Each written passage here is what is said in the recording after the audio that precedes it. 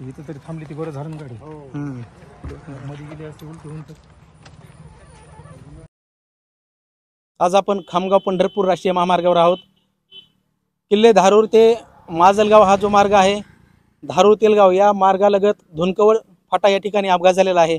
आणि यामध्ये महाराष्ट्राचे उपमुख्यमंत्री नामदार अजितदादा पवार यांचा ताफा या ठिकाणी सध्या चालू असलेल्या निवडणुकीमध्ये नगर परिषद निवडणुकीसाठी प्रचारार्थ आलता. आणि या ताफ्यामध्ये एका वाहनाकडून या ठिकाणी अपघात घडलाय. किती जण जखमी आहेत आणि काय नेमकं या ठिकाणचे स्थानिक नागरिक आहेत त्यांच्याकडे आपण जाणून घेणार आहोत. नाव सांगा आपलं. बालासाहेब नारायण तोंडे.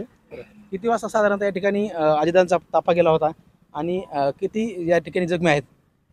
या ठिकाणी 2 जण नवरा बायको जखमी आहेत.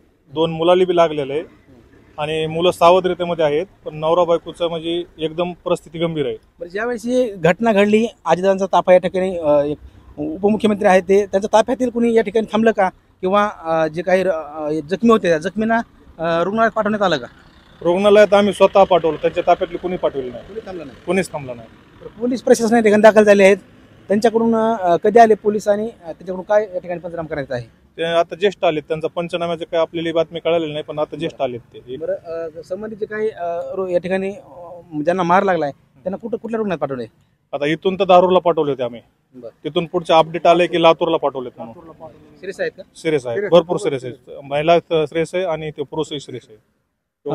या ठिकाणी धारूर तेलगाव रस्त्यावर महामार्ग आहे धुनकवड फाटा, आणि धुनकवड फाट्यावर जो अपघात घडला नामदार अजितदादा पवार उपमुख्यमंत्री यांच्या ताफ्याकडून घडलेला आहे. आणि या ताफ्यामध्ये सांगितलं जातं या नागरिकाकडून की त्यांच्यातील कोणी या ठिकाणी थांबलं नाही. खूप गंभीर बाब आहे या महाराष्ट्रामध्ये. या महाराष्ट्रामध्ये एक चिमुकलीचा बलात्कार करून तुला ठेचून मारलं जातं आहे आणि ती आज केस 6 महिने चल वर्षभर चल अशा घटना होतात. त्यातच आता अजितदादा पवार यांच्या ताफ्याकडून या ठिकाणी घटना घडली. संबंधित जे काही मुलगा आहे आणि आईवडील आहेत त्यांना रुग्णालयात पाठवण्यात आलं या ठिकाणच्या स्थानिक नागरिकाकडून. मात्र ताफ्यातील या ठिकाणी कोणीही व्यक्ती न थांबल्यामुळे या ठिकाणी नागरिकातून संताप व्यक्त केला जात आहे. याच ठिकाणी पोलीस प्रशासन दाखल झालंय. त्यांच्या देखील आपण या ठिकाणी प्रतिक्रिया जाणून घेणार आहोत.